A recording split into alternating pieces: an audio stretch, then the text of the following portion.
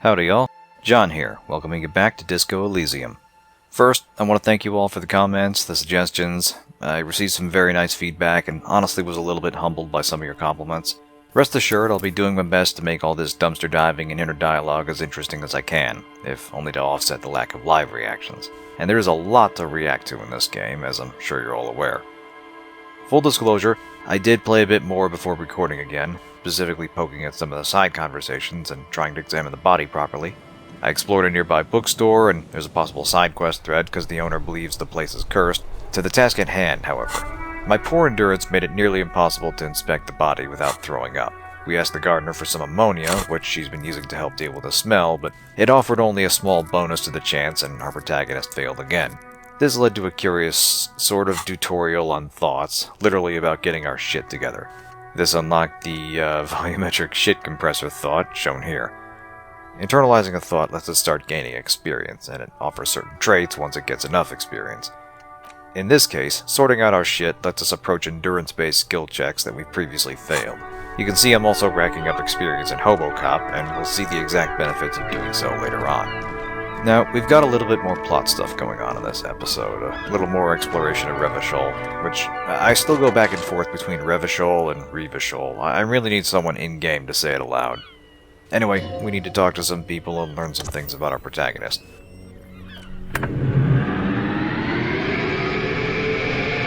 You'll recall that Kim helpfully offered to let us use his vehicle, whose headlights can reveal things in the markings on our ledger, as well as using his radio to get in touch with our station. That electrical roar you might remember from the very start of the game as Hobocop was waking up. That was the car pulling up. Kim seems really taken with it.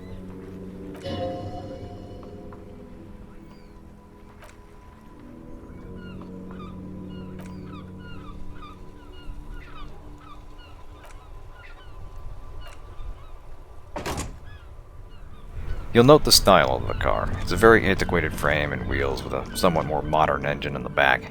It's more like an electric carriage, really. It reminds me somewhat of Dishonored, and you have a similar sense where societal and technological advancement seems staggered compared to ours.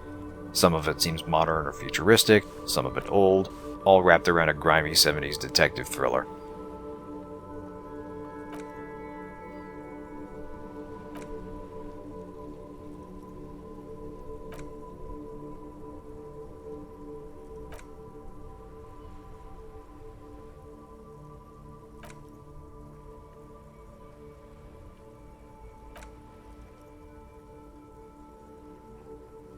Anyway, the ledger hologram has both a simple map of Revachol West, our district, and a series of dots whose meaning Kim will explain to us.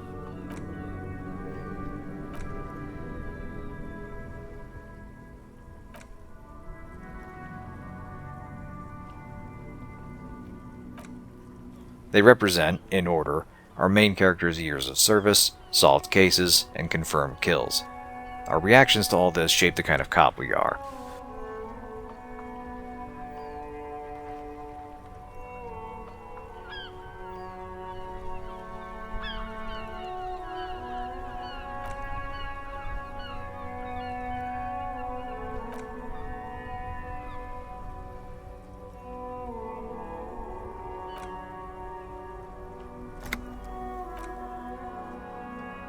The cop we were, however, was apparently very good at his job.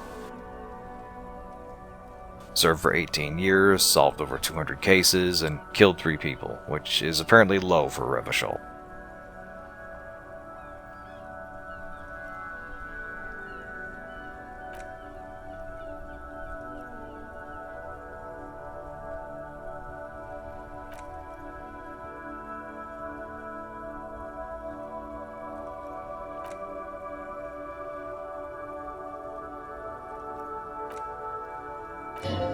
Kim has indeed seen some shit, and we're starting to get a grasp for why he barely blinked at seeing our protagonist as an amnesiac fuck-up. He doesn't enjoy getting his hands dirty, but he's clearly not squeamish about it. I think just about anybody else would have turned and ran from all this, and it's hard to argue that's not at least the sane course of action. With all that done, you can see here we now have statistics and are building a self-profile of sorts. We still don't know our name and rank, but we're starting to see an overall pattern of behavior. This might amplify or outright change as we go. Not gonna lie, there's a morbid curiosity for what apocalyptic cop might entail, which I suppose is part of the appeal, that part of your mind that just can't look away as two trains barrel toward each other. Time to make some very uncomfortable calls, and while I do this, I want you all to keep what we just learned in mind.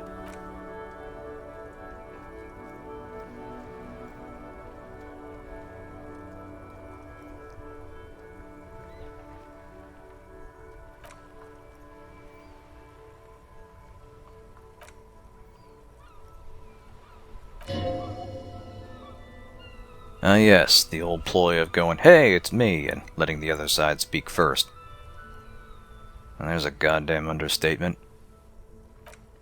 You'll note that the cop lingo and radio codes are basically meaningless to him.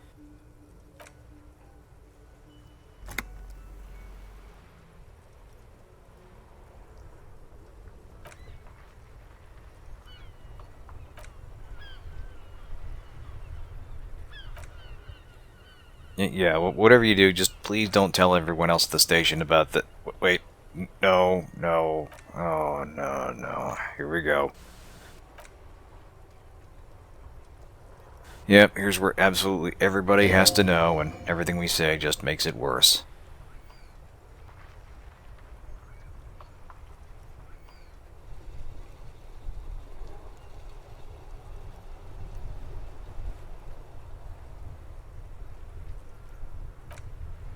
The cop they're referring to, Dick Mullen, is an in-universe fictional detective, kind of a Sam Spade figure.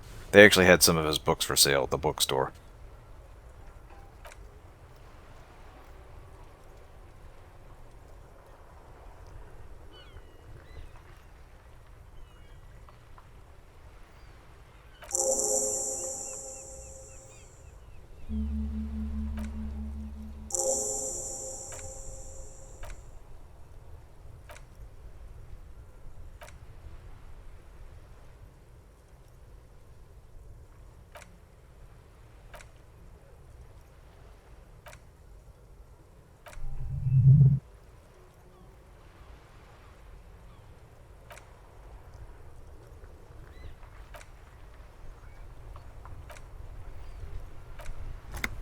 So yeah, it's no secret that our hero has become something of a failure, and... Oh, fuck. We should have a gun, shouldn't we? Yeah, this is... almost exactly as big a problem as the missing badge. Necktie, this is not the time! Alright, think fast, brain. We need to come up with a lie here. I know. I'll say I didn't lose my gun. That'll fool him.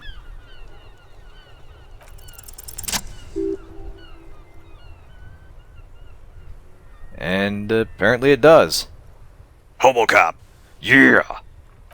I mean, you know, the gun's still missing, and some punk's probably using the badge to impersonate people. But he's not in more trouble, not yet at least, and that's really what counts, isn't it?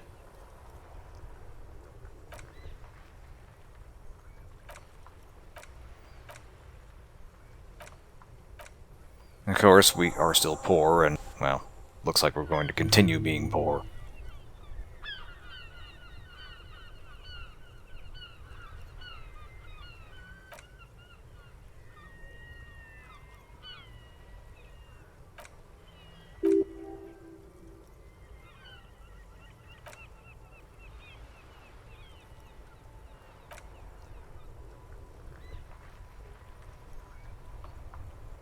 Now, we can basically admit to these people that we don't know who we are, or where we live, or anything. I don't think there are any real consequences here. You'll note that none of these characters have been voiced so far, but there's no harm in trying a couple times.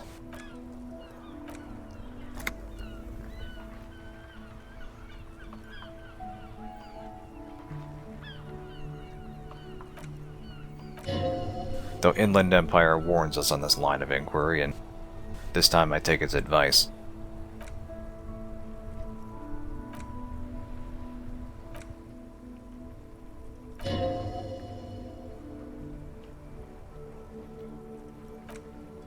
Now, this is interesting. Esprit de Corps is painting a picture of their conversation after we hang up.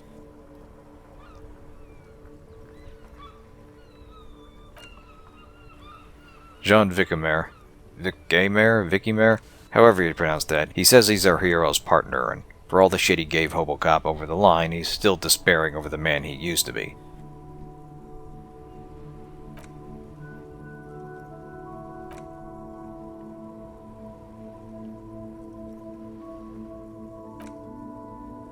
Judith Minot, whose left arm is bandaged for some reason, sticks up for us, and this line in particular stands out. I don't want to get better. I want to get worse. Whatever exactly happened to this guy, it's been building for a while. A long, hard fall from grace.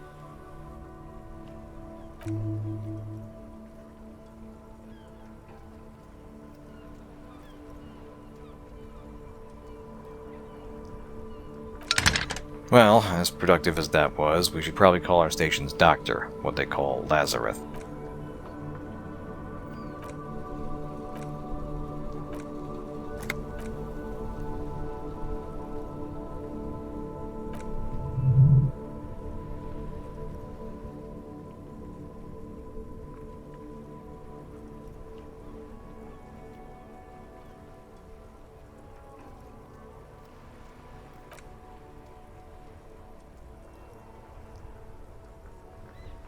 Obviously, he's familiar with Hobocop's antics too, and isn't much surprised by them.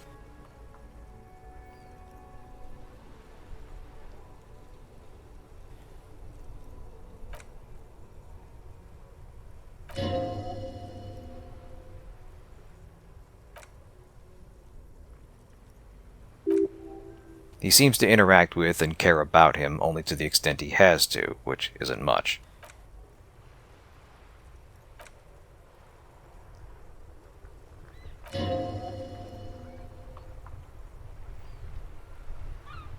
Yeah, volition tries to keep us focused here, and I rather like this phrasing. Accept it. The body is an object and objects break down. Do what good you can with yours before the rest goes too. Words to live by. So it's possible he had a heart attack earlier just trying to get his tie, which is less than ideal. His health is failing as a result of binge drinking and a drug problem, and to judge by the doctor's attitude, has been for some time.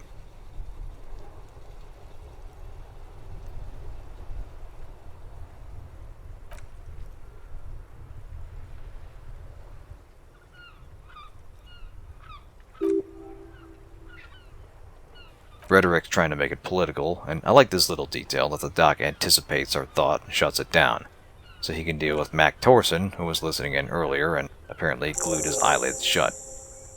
Just gonna say that maybe the RCM is prone to hiring idiots, and it's all about how long we can disguise that before it's revealed by disaster. Right. So no help with money, our badge, or our health. Also, we're missing our gun. We're betting 1,000 here, aren't we? Well, let's at least call the girl that used to work at the Whirling in Rags, Sylvie, whom Garde thought might be the one that called in the murder.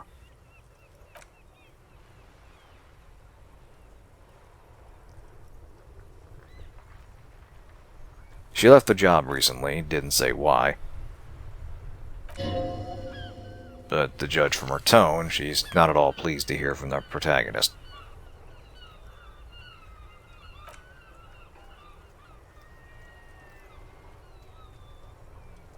Unfortunately, she didn't make the call either, which cuts that thread off for now.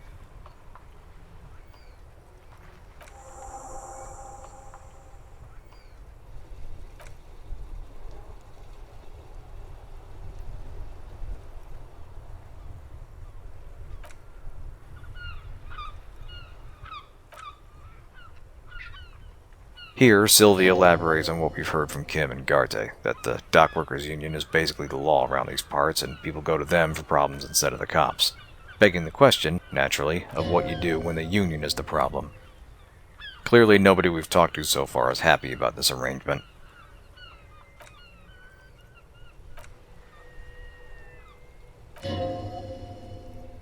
Authority and empathy are in a tug of war here, one trying to get answers and the other trying to be reasonable. She's obviously worried about retribution. I push a little for clarification, but ultimately back off. There's no sense getting on our case about this.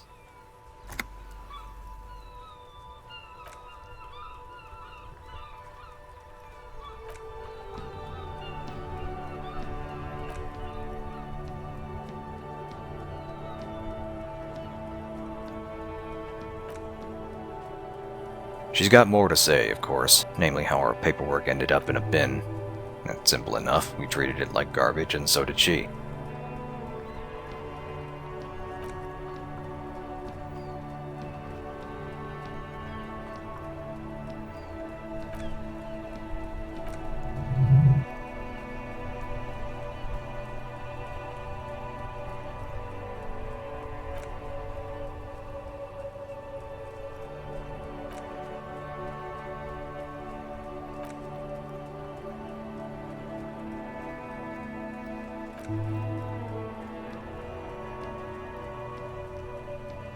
The badge is a no-show, but the gun leads to a more detailed and depressing story, showing the last days of a downward spiral.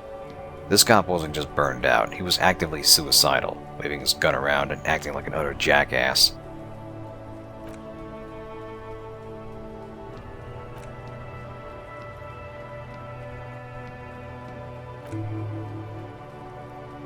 She seems to think we might have pawned it, but that's all the lead we've got. Now we're asking why she left the job, and in light of everything she told us so far, we're starting to seek the real reason.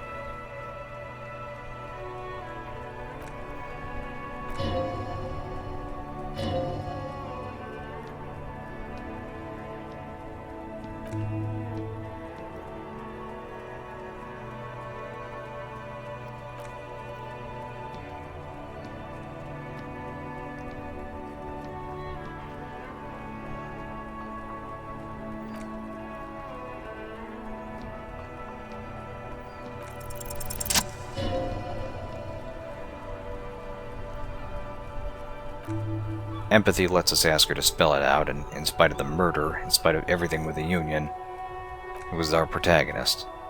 We were, quite simply, the worst customer she has ever had.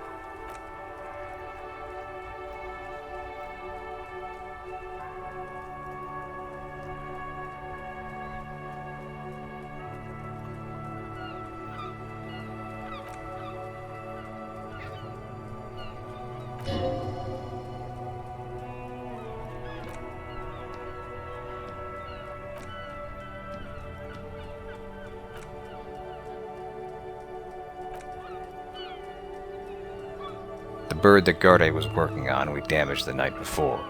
The song she liked, we ruined it by blasting it at 3 a.m. Yelling at the cleaners, waving our gun around. Is it really that big a surprise?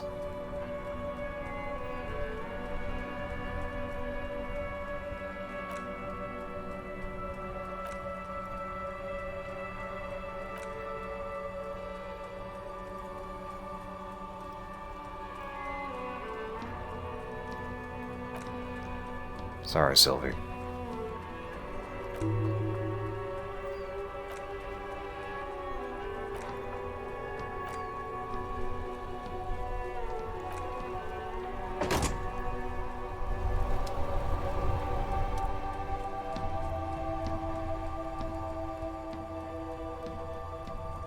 Suggestion here is giving us a primer on various types of cop we can be. You may recall our stats page at a breakdown. Good, bad, sorry, boring, apocalyptic.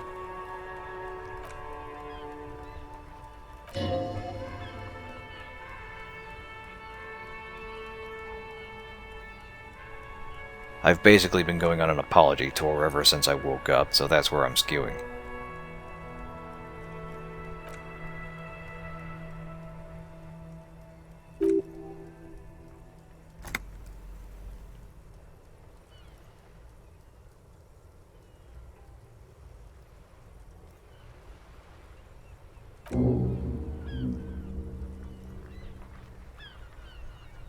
And this unlocks a new thought, but first let's spend that skill point from before.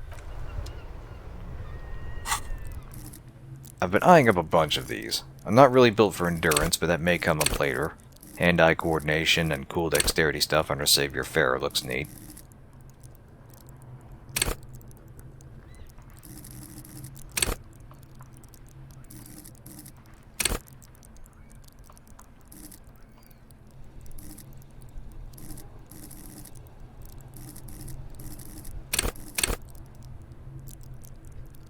But ultimately we're starting off with the talky bits, so suggestion and empathy are early targets, and I choose the latter for now.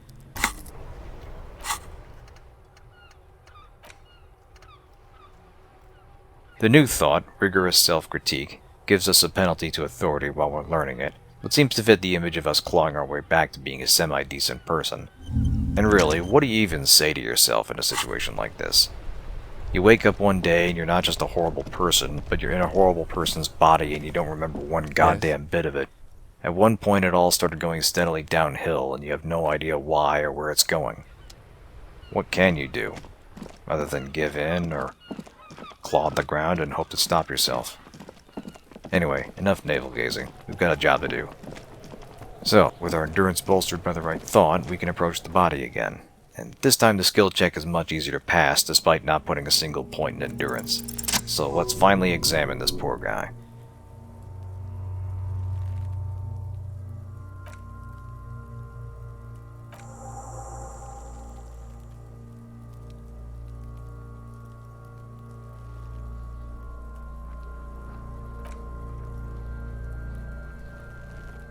Taking a look at his boots first, the only part of his outfit that wasn't stripped off.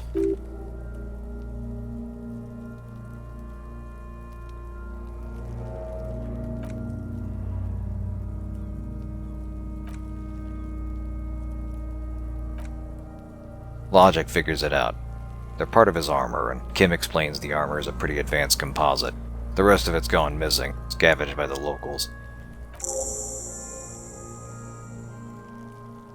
Despite being an obnoxious brat, Kuno might actually know something about this.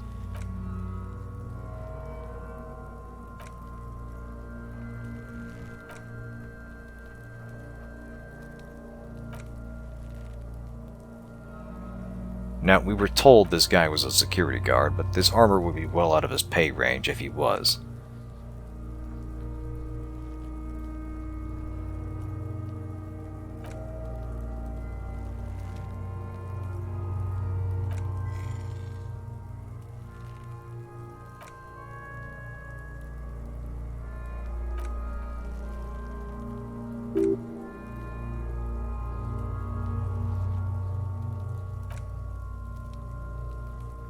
Conceptualization gives us a little pointer. And perception lets us notice a serial number. Nice.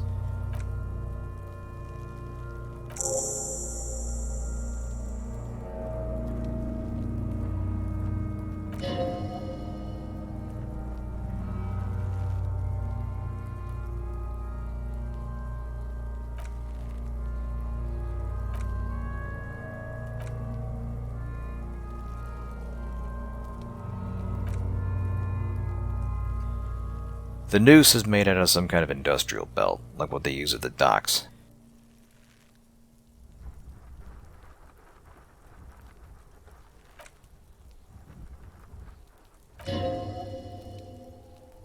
Now this lends credence to the idea that the dock workers did it, and Inland Empire offers us the chance to disagree.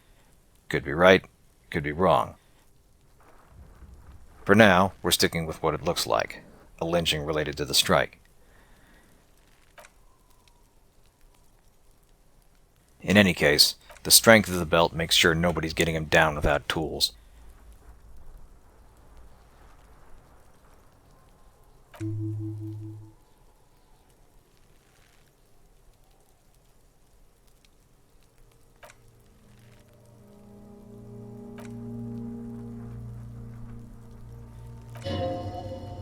The body has a rather intricate tattoo, a star pattern whose meaning isn't quite clear.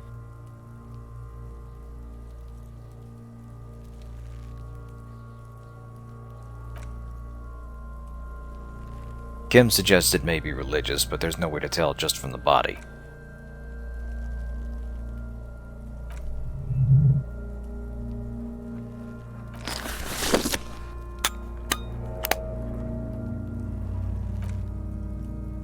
He opts to take a picture for reference.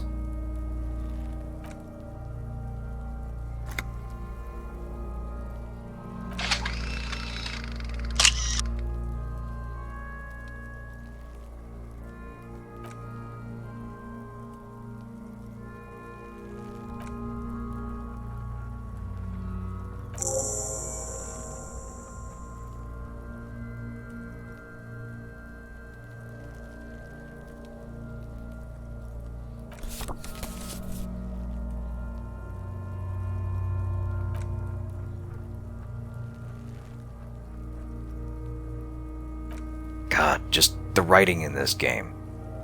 There is no one home, just subaquatic terrors there.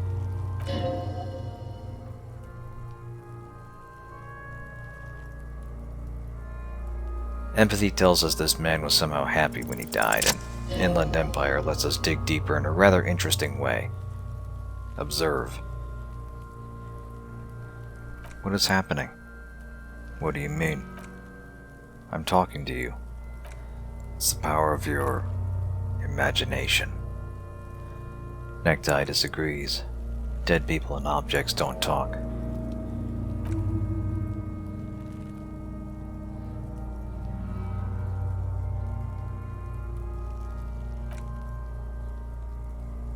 You think I'm Messinian, don't you? For you, this is how people from Messina speak like. Are you? From Messina? No, my hair is too light a shade of brown. My eyebrows, too. Trust your inner racist. What are you, racist now, too? You think I am. You think I was racist because this lump looks military and has tattoos. It's called profiling. I can see you're gone, but who are you? I'm a joke. Look at me. You are now, but who were you when you were alive? A killer. A motherfucker and a killer.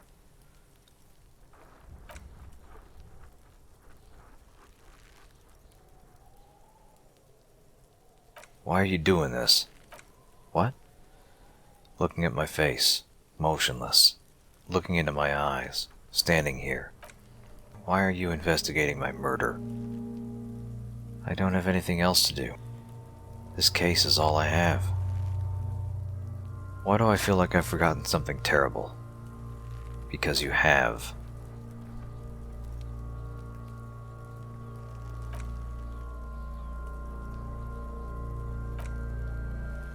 Who killed you?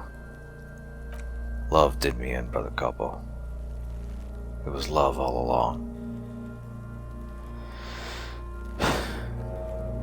So, yeah, that's one of the longer digressions that your skills can lead you along. A peek at both our protagonist's inner self and what he's inferring from the body. He makes guesses, some prejudiced, some based on experience, and the questions come back at him. Mortality staring him in the face, asking him why he's really here, and fumbling at just how much he's really lost. It is a fascinating inner conversation. There are layers to what just happened. In any case, it gives us only a little more insight into the victim, backing up what Kim said. He's some kind of immigrant worker, prone to violence, and not just your average warehouse grunt. I remember I had the option to try taking the boots off, so I double back to give them a tug. Kim immediately objects. While it might get the body down, it might also decapitate the body in the process. Naturally, I back down. In hindsight, that's probably why nobody tried removing the boots. Everything else was probably torn off him before he was hanged. Which brings us to the next dilemma, actually getting the body down. Kim has chain cutters, but we have to actually reach the belt, and just one giving the other a boost isn't stable enough. The belt was designed to resist being easily cut.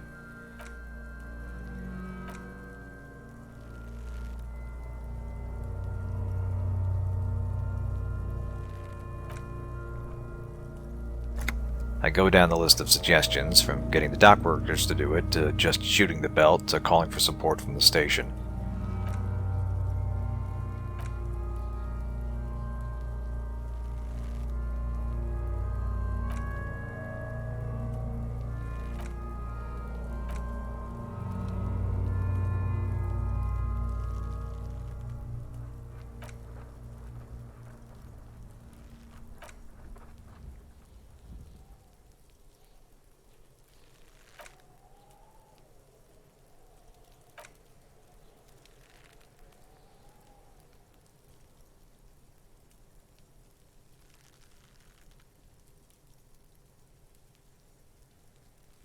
Of those, only one option is practical. The harbor staff have the equipment and the manpower to safely do so, considering that they're probably the ones that put him there.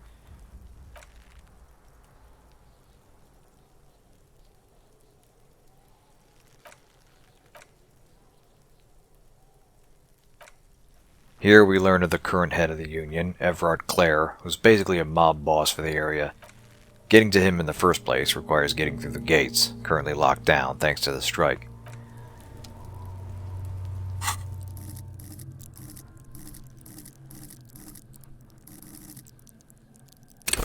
So let's review. We can't get support from our stations, we can't get the body down without the help of the primary suspects. Oh, and I'm still an amnesiac and broke, and my gun and badge are missing. Other than that, things are going swimmingly. We're making real progress.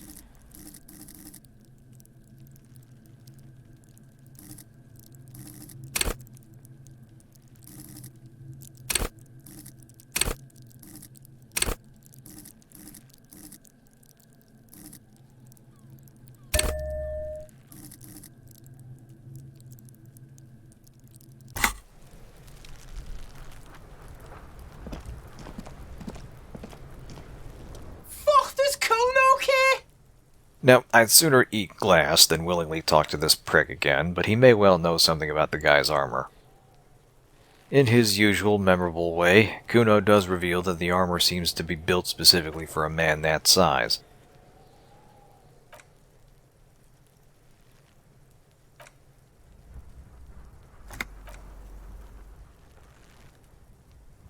More importantly, he tells us about someone with a union who might know more.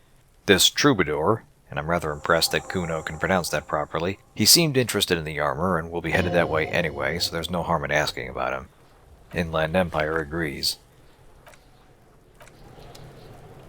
Alright, so we didn't make much progress with the body, but we do have a photo for reference. Let's take a look.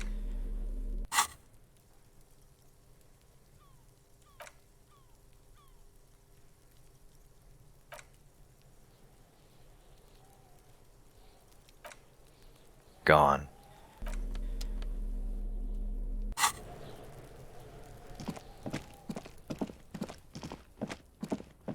We do have a lot to follow up on. We still need to know who made the call, we need to find the rest of the armor, we need to report the serial number, and that's aside from our headaches about the missing gun and badge.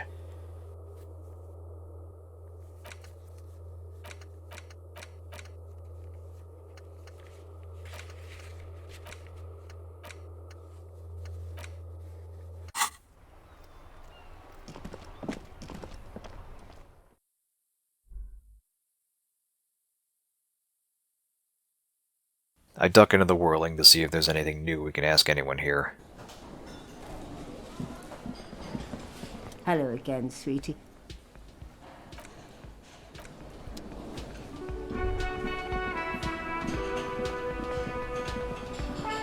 Can I help you? Doesn't appear to be the case.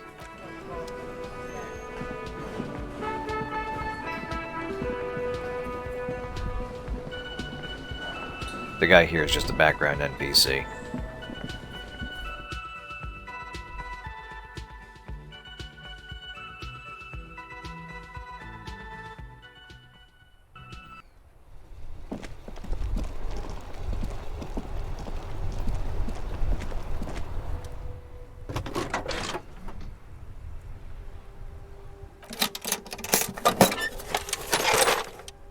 I go to call on the numbers, but I check the toolbox on accident first.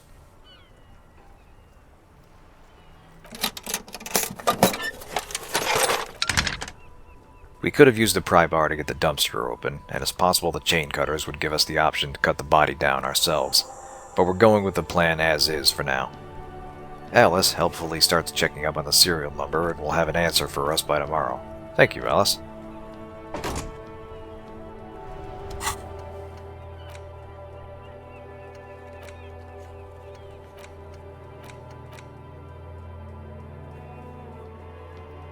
So, our next primary task, as mentioned, is to head to the docks and get help getting the body down, but we haven't done much exploring of Martinez just yet.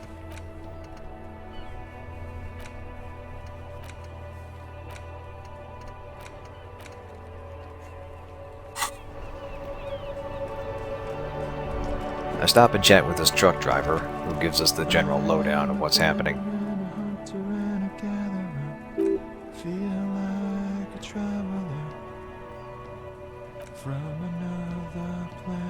It's the jam, my man. It's a traffic jam for the ages. Harbor gates up the street are shut tight. No explanation given. Workers on strike. Meanwhile, we're all stuck here in long-haul limbo for days upon days upon days. Feels near forever. Like I was born on this here roundabout and this was all I ever knew. Just me and the metal and the tires, the oil and the fumes of mazout. Yeah, imagine. It's been a whole week already.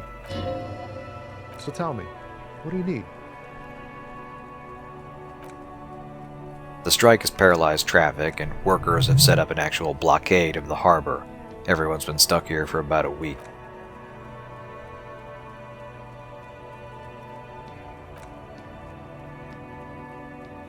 A representative for the shipping company, Wild Pines, is somewhere in town as well.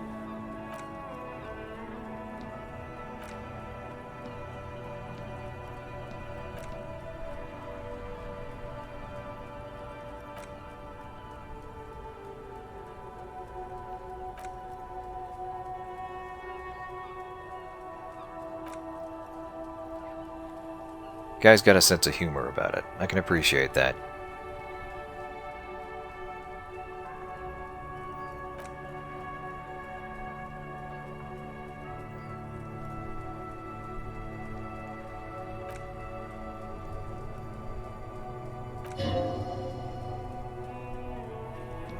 There it is again, a little touch of sadness beneath his cool. He thinks he spent too long in this lorry.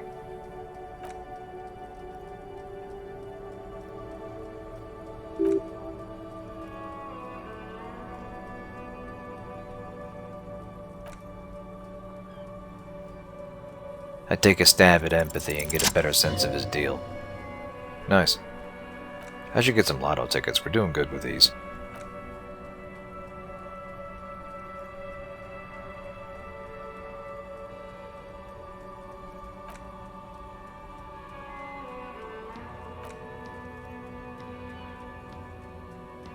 Poor guy's just far from home, misses his family.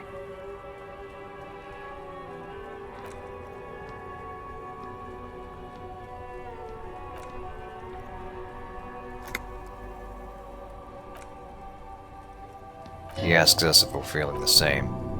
Inland Empire recognizes it, but Half-Light speaks up, and we haven't heard much from this yet. It hints that someone, or something, is chasing us. A hunter. May just be paranoia talking. Maybe. Take it easy, Tommy. Hope you get back home soon. Let's keep looking around.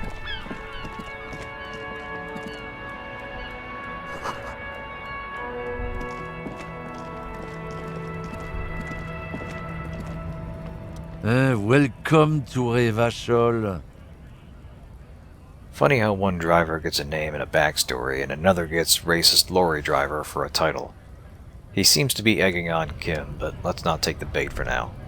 If I gotta come back and whoop somebody's ass for a morale boost or something, I'll know where to start.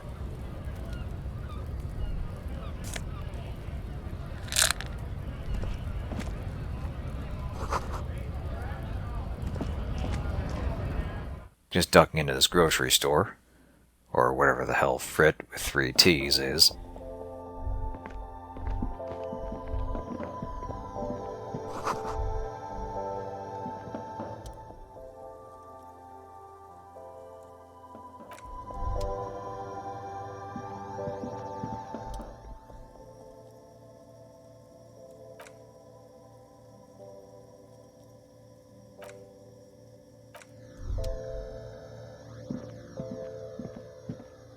Welcome to Frit. Feel free to look around or something. Everything is out on the shelves.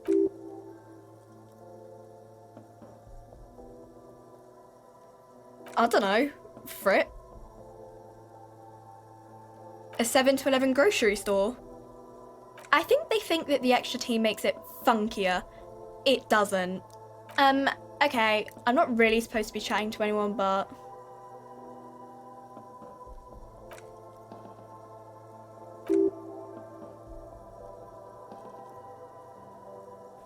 Now, there are a lot of questions I don't want to hear from random people, especially customers. Do you have time to talk about Jesus?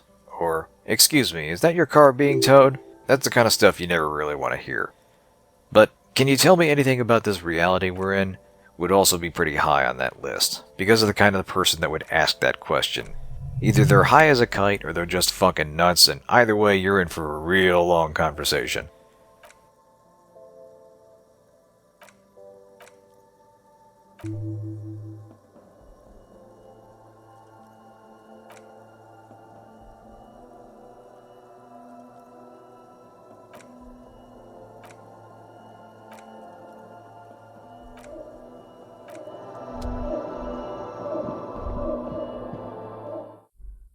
Anyway, nothing interesting to learn there.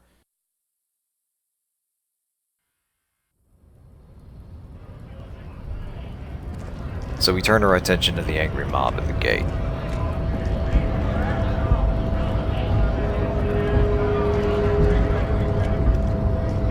Bastards! We have a right to work! Pull up and stay frosty, everyone. Cops are here. Here to fuck with us? Beat the honest worker down? Good. We're fighting for a cause here. Right to work! Right to work! Besides, we're not that different. It helps the people see us talking.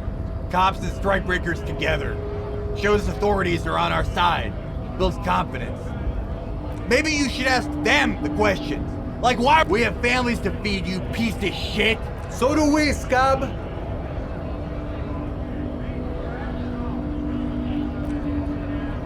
You will note the all caps right to work, which, if you're at all aware of labor politics, should give you an idea of where these guys are politically. They're trying to break the strike by doing scat work, but the union has physically locked down the harbor. Right away you get a sense we're being drawn into something, that we're seen as either on one side or the other. Given our hero's mental state, committing to any side at this juncture is probably a terrible idea. That said, the apparent leader of this group is telling us about a possible alternate way in, which we might need later.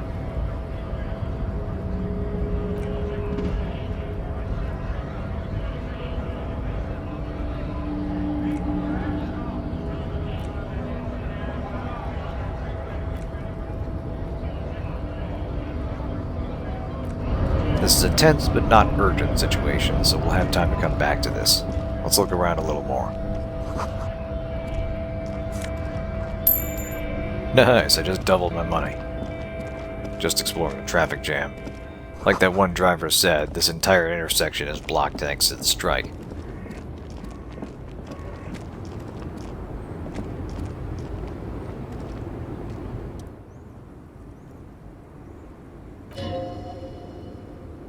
Old lady truck driver off in her own little world. Wait. She's just a distracted old woman. Better to leave her alone. Why? I just told you why.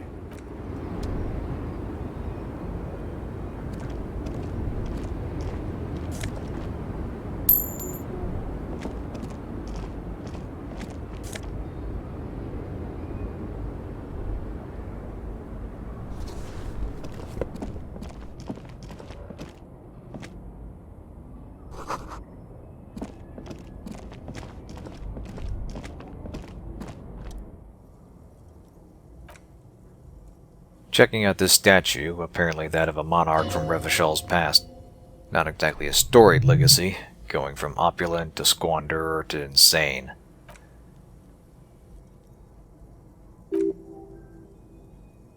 Someone put a round in the king's statue.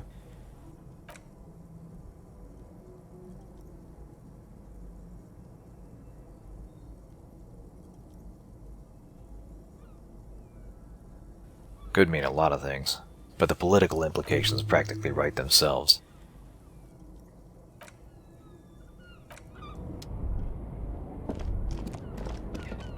Getting back to our protagonist for a moment, I'm kind of hoping that his whole blackout amnesia thing is exactly what it looks like. A former super cop who for some reason fell into despair, went out to destroy himself, and, in a sense, succeeded. I'm hoping, in other words, that it's not like, oh, he was drugged because he got too close to the truth, or, oh, there's some cosmic horror shit, his mind just couldn't take it. A grounded, personal tale of a storied career just crashing and burning spectacularly makes for a much more compelling character. Not everything has to have a cause related to the big picture. Sometimes bad things happen. Sometimes the mind just cracks under the strain and things fall apart. and all you can do is just pick up the pieces. Ducking into the bookstore to grab a map of Rifishol. It's only 90 cents, we can spare it.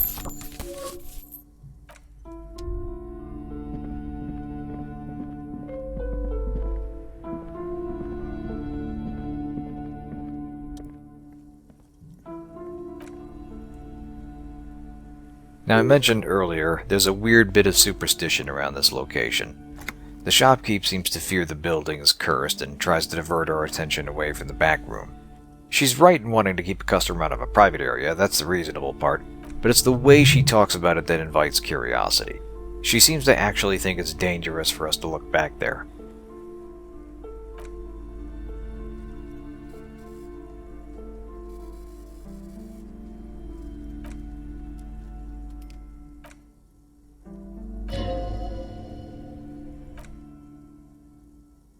I leave it be for now. Inland Empire does think there's something going on, but not necessarily something supernatural. We'll be back to investigate this later.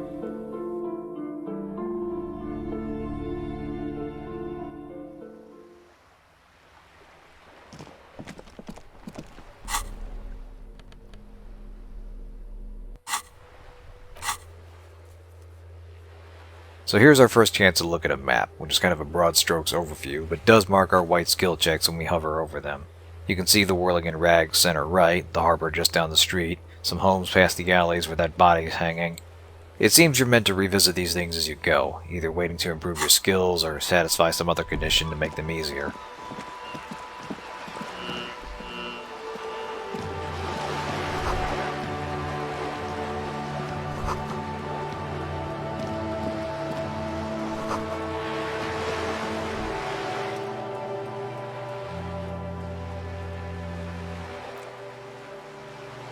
Weird little things in this game give you experience and morale boost, so I give this poor viewing scope a head pat. I actually got a bump from patting a mailbox earlier before I hit record. Never underestimate the power of a head pat. It can get someone through a tough day.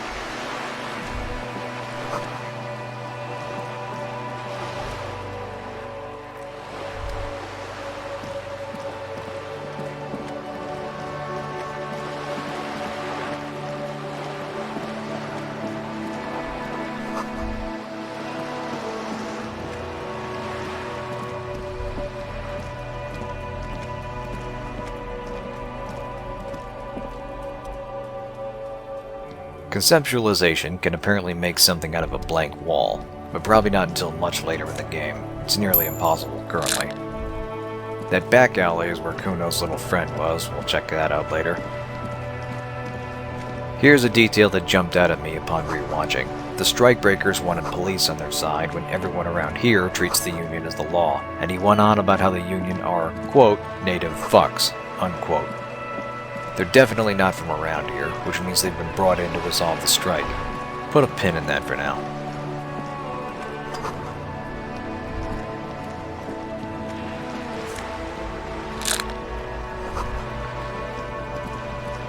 This here is the Wild Pines representative we've heard about before, also quick to curry favor with us. Good evening, officers. I'm Joyce. Joyce L. Messier. I represent the board of Wild Pines, the owners of the harbor. You gentlemen must be from the RCM. I'm glad to see you here. I was dispatched to handle a strike, not a lynching. Anything I can do to assist the RCM in this matter, I will, gladly. That is good to hear, madame. My colleague will take the lead on this interview. I should let you know that he is recovering from an unusual medical episode. Very unusual. But I can assure you of his ultimate competency. How interesting. I wish you a swift recovery. In the meanwhile, you have my full cooperation and the full cooperation of the Wild Pines group. This is the first time Kim's volunteered info about our condition to someone. Could be to head off any questions about our strange behavior, but reaction speed and empathy suggest he's up to something.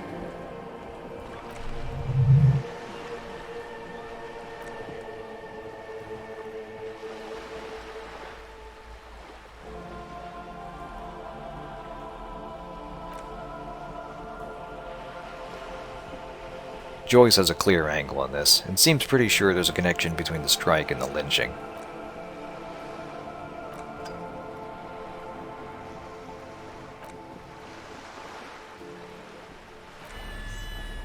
Note that the blockade is a week old, but the actual strike has been going on for months. Her predecessor had been negotiating with the union boss until talks broke down.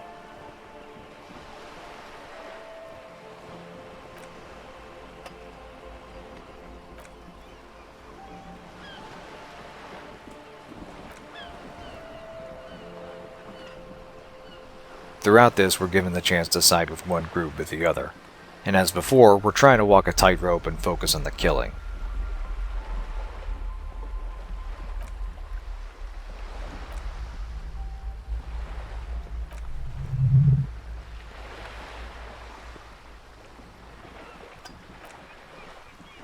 She's not willing to confirm or deny whether her company's behind the strikebreakers, but all the pieces fit, and she might open up to us more later. In any case, she's clearly not a fan of Claire, and given how scared the neighborhood is of the Union, she's hardly alone in that impression.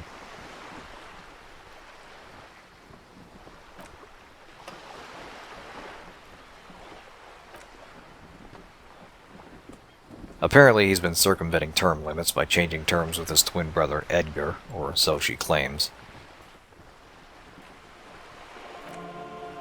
Kim is even more straightforward, outright calling the duo the heads of a crime syndicate. My own opinion hasn't formed yet. I don't have any reason to trust the Union or doubt what's being said, but I'm trying not to jump to conclusions. Moreover, she's playing her own cards close to the vest, and has an obvious interest in gaining our sympathies. We need to tread carefully here.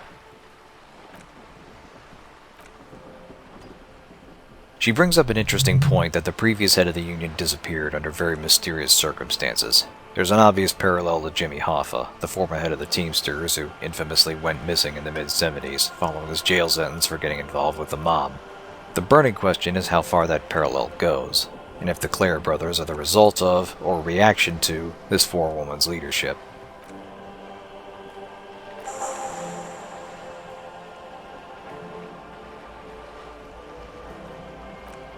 Now, we'd like to ask her some questions about the lynching, but she wants something we don't have, our hero's badge number.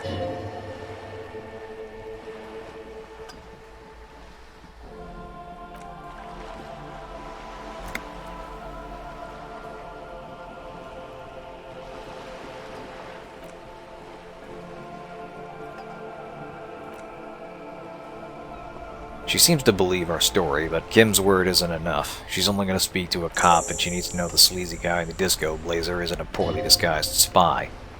Suggestion gives us possible alternative. She's a negotiator, let's negotiate. It's a coin flip, what's the worst that can happen? Oh. Oh boy. Well, let's watch this unfold, shall we?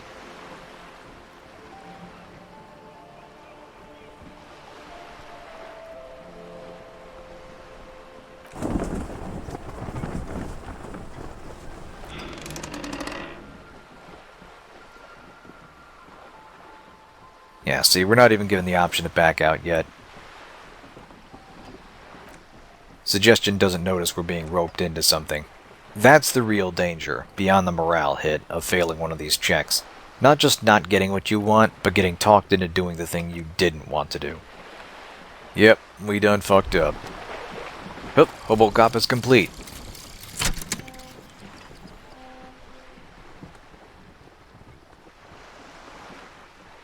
And it seems like this gives us the option for a collection quest, and the chance to sell whatever the hell tar or tare is.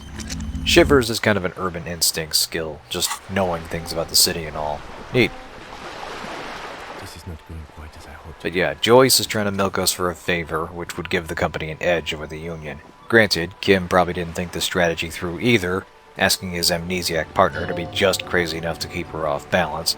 But, you know, give him a break. It's only been a few hours, and we've been doing well enough on skill checks before. He probably just took it for granted we could nail a 3 in 5 chance. You're back. Good. What can I help you with? I say that in jest, but the game might well make its characters aware of its mechanics at some point. It could happen. It feels like that kind of game. Anyway, yeah, she's getting the better of us here, and we could lean into it and just help her out, but I feel like committing to this now would be a bad idea.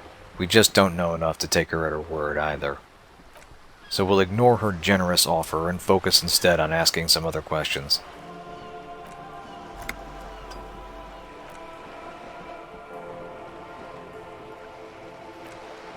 Let's probe her about reality.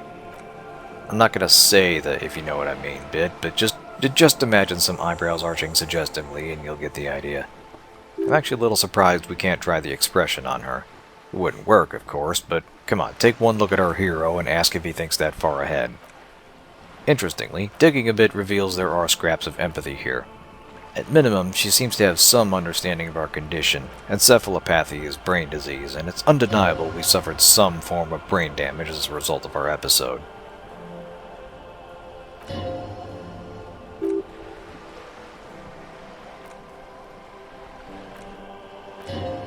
She's willing to tell us about Martinez and the local geography as well. Some of it's just general information, but we're getting a sense of just how old the city is. She says it was built to resolve history, a melting pot of nations and ideologies that can hold some 200 million people.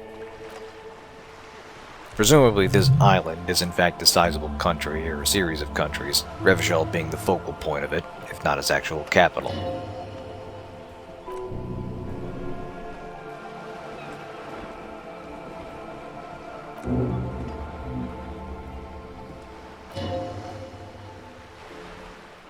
Something about where we are seems important, both in the broader story and in the specific sense of what happened to us, and we'll have to revisit that as we go.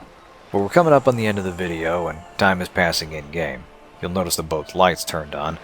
We do need to proceed with our investigation, and I somehow need to scrounge up $130 so I'm not actually sleeping on the street. Yeah, we're basically potential tools to her.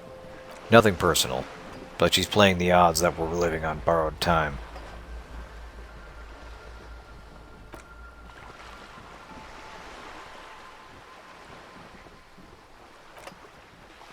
Thank you, Miss Messier. We'll speak again later. So yeah, that about wraps it up for this episode. I hem and haw over the skill point for a bit, but ultimately put it as a suggestion. We're gonna need to do a little fast talking to get what we need out of these people.